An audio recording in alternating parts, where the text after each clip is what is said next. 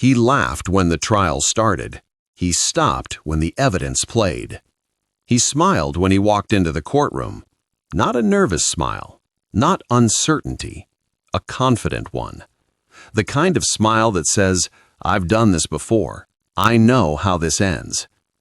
He adjusted his jacket, shook his lawyer's hand, sat down as if the room belonged to him. Across the aisle, she didn't look at him. Her hands were folded in her lap, fingers pressed so tightly together they had turned pale. This wasn't the first time she'd been afraid of him, but this was the first time she wasn't alone. They had been married for 9 years. 9 years of photographs that looked happy, vacations, birthdays, smiles frozen in frames. To everyone else, he was charming, successful, well-spoken, the kind of man neighbors trusted, co-workers admired, family defended. He opened doors for strangers, donated to causes, knew exactly what to say and when to say it. But behind closed doors, his voice changed. It started quietly, a joke that wasn't really a joke, a comment framed as concern, a rule disguised as love. Who could she see? What could she wear? How late was too late? Why did she need friends at all? At first, she explained herself. Then she apologized. Then she stopped asking questions. Because every question had a cost. And when she resisted, the walls listened. Doors slammed, objects thrown, words sharpened into weapons. The bruises were easy to hide. Long sleeves, careful makeup, excuses practiced until they sounded real. What was harder to hide was the fear. The way her body learned his moods before he spoke. The way silence felt safer than being right. For years she told no one, because she knew what people would say. Why didn't you leave? Why didn't you tell someone sooner? They never ask, what did it cost you to stay alive that long? The answer was always the same, because she was afraid no one would believe her. The night it happened, she wasn't planning to fight back. She had learned how to survive storms by becoming invisible. That night started like so many others. Dinner barely touched, the TV on too loud, tension filling the space between breaths. Something small set him off. It always did.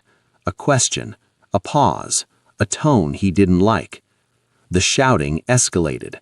Then came the sound she would never forget. Something hitting the wall. Something breaking. Glass, wood, control slipping. She remembers sliding down to the floor, her back against the cabinet, her hands over her head. Her heart raced so hard she thought it might give her away. And in that moment, she did the one thing she had never done before. She reached for her phone. She didn't call anyone. She pressed record. Not because she had a plan, but because something inside her knew she might not get another chance. The next morning, he acted like nothing had happened. Made coffee, checked his phone, scrolled through messages. He kissed her cheek as if the night before had never existed. Then he left for work. She waited until the door closed, until the lock clicked, until the house was quiet. Then she packed a bag. Not everything, just enough. Documents, clothes, her phone. She paused at the doorway, not because she doubted herself, but because fear doesn't disappear just because courage shows up. And when she walked out, she didn't look back. Within days, she filed for a restraining order. Within weeks, the case became something bigger. Because once the system looked closer, they didn't see a single incident. They saw a pattern. Police calls with no follow-up. Texts filled with apologies she never owed. Friends she stopped speaking to. Medical visits explained away. Workdays missed. Stories that changed slightly each time. Patterns leave trails, and trails lead somewhere. That's why he was smiling in court. He believed the pattern wouldn't matter, because he had something she didn't: confidence. Confidence built on years of being believed, years of charming explanations, years of never facing consequences. When the judge entered, he leaned back in his chair. When the charges were read, he barely reacted. When she testified, he didn't even look at her. Instead, he whispered to his lawyer, smiled again. Because words can be questioned, memories can be doubted, stories can be dismissed, and he thought that was all she had. When it was her turn to speak, she stood slowly. Her legs felt weak, her mouth dry. The room seemed larger than before. Her voice shook at first, not because she was lying, but because she was finally telling the truth out loud. She didn't exaggerate. She didn't dramatize.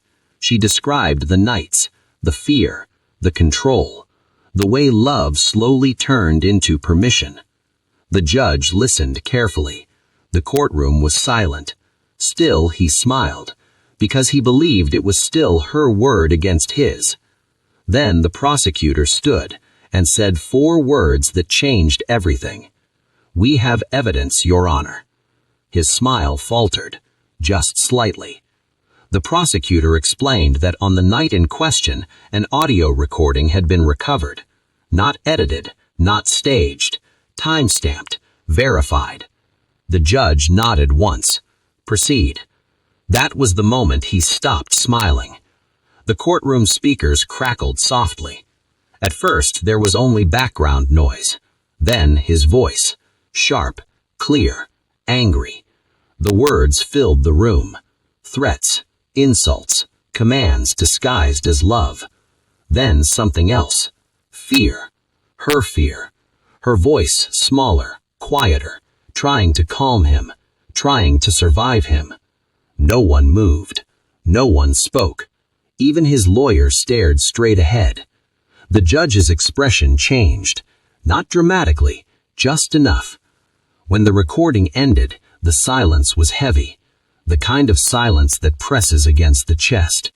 The judge didn't speak immediately. Neither did he. For the first time that day, he looked at her, not with anger, not with confidence, but with realization. The kind that comes when lies finally run out of space. The judge cleared his throat, then spoke calmly, deliberately. He cited the evidence, the pattern, the credibility, and then the ruling. The restraining order was granted. The charges would proceed. Additional protections were put in place. As the gavel came down, something shifted in the room.